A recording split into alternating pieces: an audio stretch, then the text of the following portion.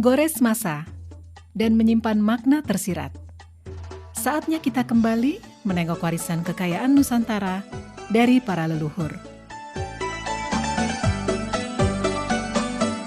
Salah satu warisan leluhur yang masih terjaga sampai saat ini dapat kita saksikan di kota Sengkang, sebuah kota di Kabupaten Wajo, Sulawesi Selatan.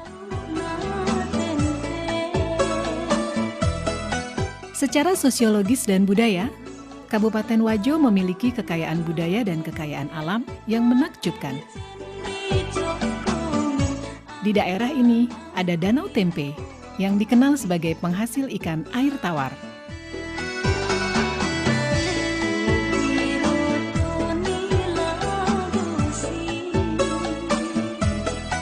Danau Tempe terbentang laksana cermin raksasa di sisi barat kota Sengkang. Danau ini memiliki pesona alam yang elok dan unik. Perkampungan nelayan tradisional bernuansa Bugis berjajar sepanjang tepian danau. Berjarak 2 km arah timur kota Sengkang, dekat Danau Lampulung, terdapat kampung adat Attakae.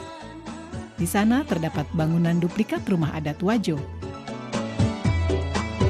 Salah satu di antaranya yang terbesar adalah Seo Raja atau Istana Raja Latenri Bali.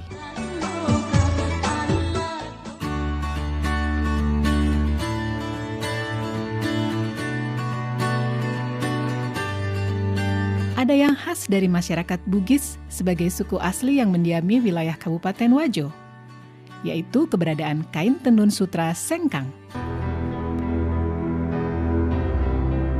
Menurut cerita turun-temurun dan beberapa literatur, kain tenun sutra Sengkang telah ada sejak ratusan tahun silam.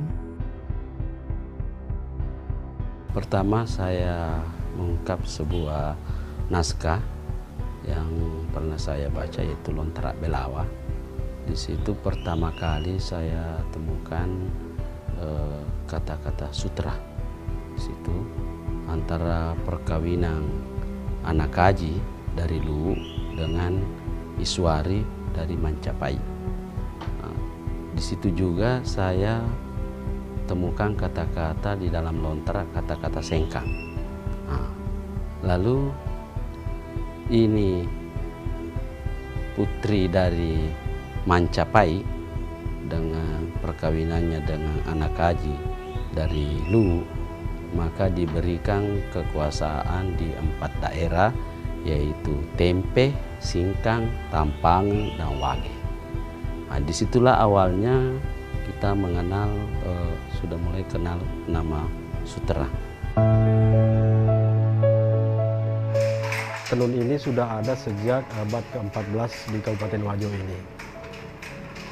Namun pada saat itu terbatas pada pembuatan untuk pemakaian sendiri, bukan untuk komoditi dagangan. Misalnya seseorang ingin melakukan hajatan pernikahan, terutama pada acara-acara pernikahan, itu biasanya anak-anak perempuan itu diminta atau disuruh oleh orang tuanya untuk menenun sarung, apakah untuk dipakai dia sendiri ataukah untuk orang tuanya. Itu sehingga belum terjadi di masyarakat sebagai suatu komoditi dagangan, tetapi hanya untuk pemakaian sendiri. Sejarah tentang tenun sutra Sengkang tidak dapat dipisahkan dari peran perempuan Bugis dalam keluarga. Orang tua suku Bugis di zaman dulu menjadikan tenun sutra sebagai salah satu cara dalam mendidik anak perempuan mereka. Budaya orang Bugis itu kan dulu kan kebanyakan petani. Nah, perempuannya nggak ada pekerjaan kalau lakinya sudah turun ke sawah. Nah, barang ini atau produksi kain sutra ini sudah membudaya, awalnya dari entah dari mana, akhirnya menjadi budaya tenun di daerah ini. Nah, dari situ orang tua selalu mewarisi ke anaknya. Jadi ada cerita bahwa orang Bugis itu, khususnya orang Wajo, kalau tidak pintar menenun, artinya belum sempurna lah. Kedua, ceritanya kalau ada orang luar yang meminang orang Bugis Wajo, dilihat dari hasil kerja tenunnya itu. Kalau memang hasil kerja tenunnya itu bagus, apa berarti orangnya sudah sempurna atau sudah ya boleh dikata cantik apa segala begitu. Jadi penilaiannya tergantung dari karyanya untuk yang penenun sutra ini tadi.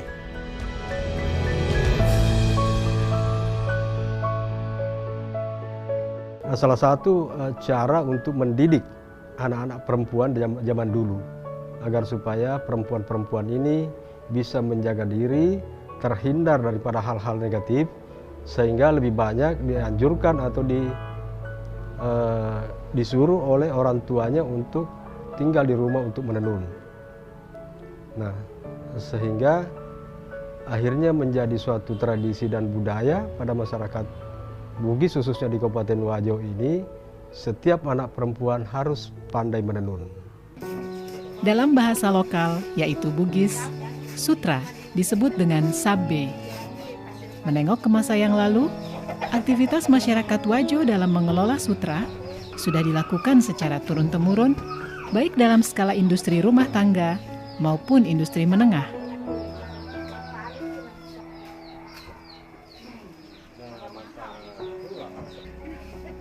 Proses pembuatan kain sutra membutuhkan waktu yang cukup lama dan melibatkan sedikitnya 15 orang dalam satu kali tahapan pembuatan kain.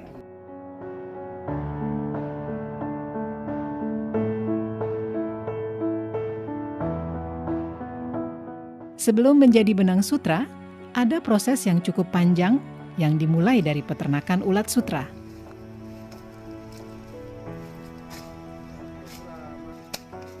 Proses ini mulai dari pemeliharaan ulat sutra, proses menjadi kokon, hingga akhirnya menjadi benang sutra yang siap ditenun menjadi sehelai kain. Kita dapat telur dari Verhutani sesuai dengan pesanan. Contoh ini tempat telurnya dan menetas, misalnya penetasan tanggal 1. Ini menetas baru 3 hari makan, dikasih makan dengan daun murbei, ada memang khusus daun murbei itu, baru 3 hari makan, baru ada instar pertama, artinya tidur. Instar pertama itu 2 kali 24 jam, ulatnya tidur itu tidak makan. Baru setelah instar pertama, makan lagi selama 2 hari, masuk instar 2. Begitu seterusnya sampai instar 4. Ini sudah masuk instar 5. Artinya ini masuk untuk proses pengokonan. Tinggal 3 hari proses pengokonan. Dia akan membungkus dirinya jadi kepompong. Itu seratnya, dia mengeluarkan air liur dari mulutnya. Itu bikin bundaran untuk membungkus dirinya. Dan bundaran itulah disebut kokon, dan itulah yang menjadi sutra.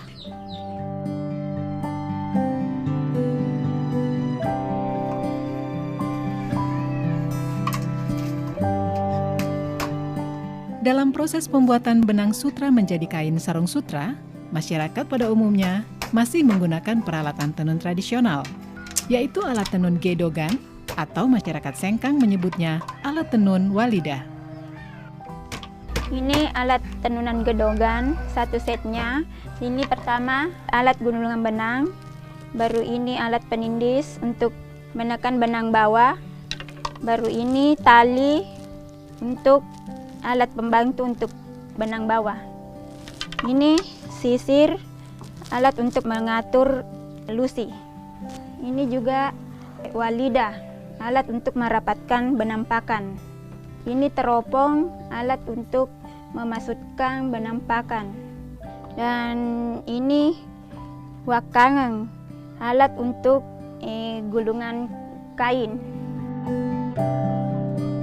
Perkembangan teknologi yang datangnya dari tanah Jawa berpengaruh terhadap proses pembuatan tenun sutra di sekitar tahun 1950 dan membuat sebagian proses pembuatan dengan alat tenun gedogan beralih menjadi alat tenun bukan mesin.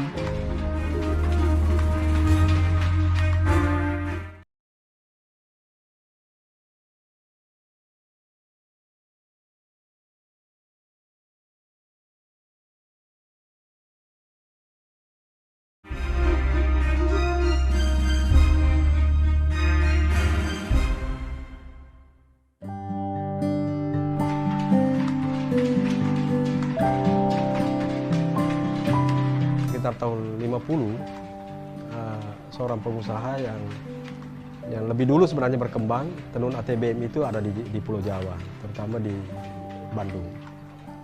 Nah, itulah kemudian teknologi itu masuk sekitar tahun 50-an ke Kabupaten Wajo ini, lalu kemudian berkembang sampai hari ini untuk pembuatan kain-kain yang lebih pemanfaatannya lebih luas, misalnya untuk busana, bahkan untuk interior. Itu bisa diproduksi dengan ATBM yang lebar kainnya lebih lebar daripada kain gedogan itu yang hanya sebatas 60 cm. Kalau tenun ATBM itu sampai hari ini sudah ada lagi pengembangan baru, bisa mencapai 150 cm.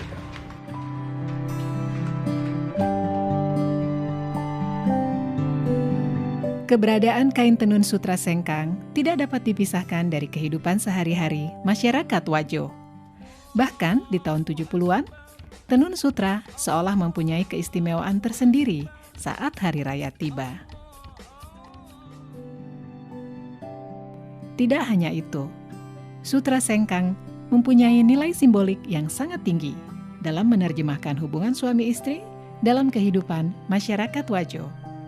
Secara tradisi kita lihat orang yang baru kawin itu ya, sebelum duduk di pelaminan maka harus dimasukkan dalam satu sarung yang artinya bahwa dia itu harus rapat ikatannya dan tidak ada yang sudah mengikat dalam rumah tangganya bagaikan orang di dalam sarung, tidak boleh mengungkap rahasia rumah tangganya walaupun kepada siapa karena sudah masuk dalam satu sarung.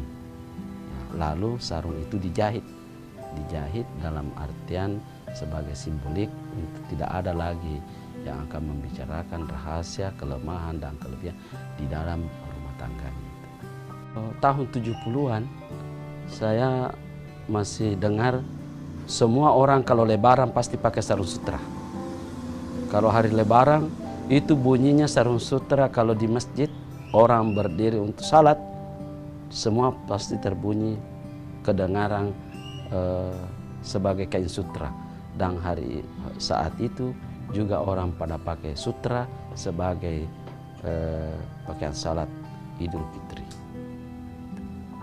Lalu yang kedua yang saya lihat, orang Wajo itu biar sebagai ibu rumah tangga dia memenuhi kebutuhan suaminya, memasak, memelihara anak, juga dia masih melakukan aktivitas itu dan tidak ada yang terabaikan, semua jadi.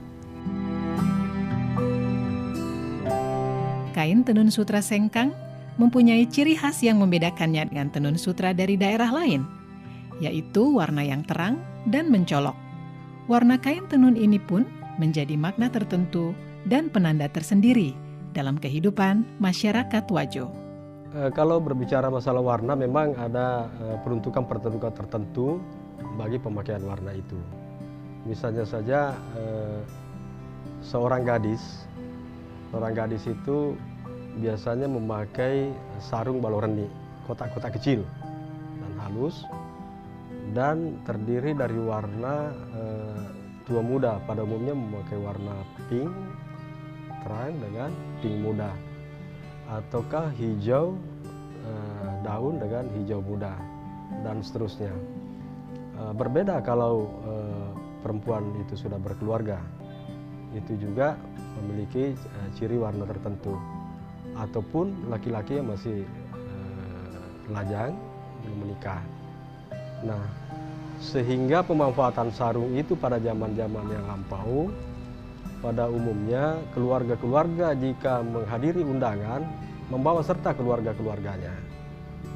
Jika suatu keluarga memiliki anak laki-laki, itu dibawa serta dalam suatu acara pesta pernikahan, dan dipakaikanlah sarung yang menandakan bahwa si anak ini masih bujang.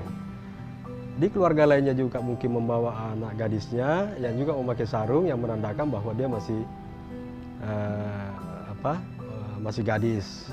Ya, sehingga kadang-kadang terjadi perjodohan setelah acara itu, karena pada saat berkumpul orang-orang sudah bisa melihat, oh si keluarga ini ada memiliki anak laki-laki yang masih bujang, keluarga ini masih memiliki anak yang masih gadis. Jadi ada warna khusus untuk kalangan bangsawan, warna hijau karatong, kalau di sini kan hijau datu, itu dikhususkan untuk kalangan bangsawan. Ada warna kuning, ada warna merah, ada warna ungu. Itu ada tempat-tempatnya bahwa kalau warna ini, kalangan ini yang bisa, umur sekian yang bisa pakai. Itu dulu, tapi sebagian sekarang masih daerah di Tanah Bugis ini masih pertahankan itu. Sebagian juga tidak pertahankan lagi. Selain warna, motif khas kain tenun sutra sengkang juga menjadi ciri khas yang telah ada sejak ratusan tahun silam. Meski seiring berjalannya waktu, motif-motif ini mengalami modifikasi. Sebenarnya motif-motif yang tercipta itu tidak terlepas daripada karakter orang Bugis Wajo itu yang berada dalam pemerintahan yang demokratis, walaupun pemerintahan itu kerajaan. Itu yang tercipta di masyarakat karena begitu leluasanya, begitu bebasnya orang mencipta, sehingga tidak ada batasan bagi mereka seniman-seniman perajin tenun ini untuk mendapatkan inspirasi yang lebih luas lagi, yang kemudian diimplementasikan ataukah dibuat dalam bentuk motif pada tenunan itu. Yang mencirikan kekhasan daripada lipas sabbe atau sarung sutra sengkang itu terletak pada tumpalnya. Tumpal itu biasanya berbentuk garis-garis vertikal ataupun berbentuk motif kembang, tetapi pada umumnya dan harus dalam hitungan ganjil. Misalnya kalau dia garis vertikal, hitungannya pasti selalu ganjil, dan di tengah-tengahnya ada garis yang lebih tebal yang disebut datu. Dalam bahasa Bugis, tumpal itu disebut kafala lipa. Jadi kalau sarung Bugis itu mutlak harus ada kepala. Di dalam kepala itu atau tumpal itu ada satu garis tebal yang disebut datu. Itu tidak boleh sama ukurannya dengan garis-garis yang ada di sampingnya. Begitupun sekalipun itu misalnya dalam bentuk kembang tumpalnya itu, misalnya modifikasi motif kotak, katakanlah ini balok tengah, kemudian tumpalnya berbentuk kembang-kembang kecil. Hitungannya selalu ganjil, 1, 2, dan 3. Tetapi dalam penempatan garisnya itu harus ada di tengah-tengahnya itu berbentuk garis besar atau lebih tebal ukurannya, lebih lebar ukurannya dibandingkan garis-garis yang ada di sampingnya. Ya, motif ini namanya balomakalu atau motif melingkar. Posisinya dalam posisi horizontal. Sarung ini diproduksi kurang lebih 50 tahun yang lalu. Jadi motif makalu ini menggambarkan hubungan antara manusia dengan manusia dalam kehidupan sehari-hari. Kalau dalam agama Islam disebut hablum minan nas. Motif ini namanya balotetong atau motif vertikal. Ini menggambarkan hubungan antara manusia dengan Tuhannya. Jadi karena masyarakat Wajo adalah masyarakat yang religius, sehingga dalam penciptaan motifnya pun juga itu tergambarkan bahwa hubungan antara manusia dengan Tuhan itu juga sangat penting. Sehingga terciptalah balotetong ini. Motif ini namanya baloreni atau motif kotak kecil. Biasanya peruntukannya untuk kaum perempuan. Filosofi daripada baloreni itu adalah kotak-kotak kecil yang berarti perempuan itu memiliki kehalusan, baik dari perasaan, tingkah laku, dan lain sebagainya. Dan penguasaannya pun juga berada pada lingkup kecil. Motif ini namanya malolobang, biasa juga disebut surak laba. Artinya terdiri dari paduan motif-motif yang berbentuk kotak yang lebih besar. Motif ini namanya motif atau balom mapagiling. Teknik menenunnya dipadukan dua teknik sekaligus. Ini teknik tenun ikat dengan teknik subi. Subi ini biasanya dipakai pada teknik pembuatan motif lagosi atau kembang-kembang lainnya. Mirip dengan teknik songket yang digunakan di Sumatera ataupun Kalimantan. Selain motif-motif yang memiliki filosofi yang syarat dengan adat istiadat, ada juga motif lagosi yang beberapa tahun belakangan mempunyai tempat istimewa bagi para pecinta kain tenun sutra sengkang. Motif lagosi diibaratkan sebagai perlambang cinta dan harga diri seorang perempuan Bugis. Motif lagosi itu terjadi sekitar tahun 1930. Ketika itu secara besar-besaran masyarakat Wajo, kaum lelakinya itu banyak yang merantau, seperti misalnya ke Malaysia, ke Sumatera, di Kalimantan, dan daerah-daerah lainnya. Nah, sehingga perempuan-perempuan yang ditinggal oleh suami untuk menjaga diri, itu melakukan aktivitasnya kebanyakan di rumah dengan menenun. Dari situlah kemudian muncul inspirasi, kerinduan mereka akan kembalinya sang suami, maka ditenunlah motif-motif lagosi itu yang berbentuk setangkai kembang. Itu perlambang cinta yang terus dijaga, sekalipun bertahun-tahun ditinggal oleh suami. Menjaga kesucian, menjaga harga diri seorang perempuan, saya kira di seluruh Indonesia adalah harga mati juga.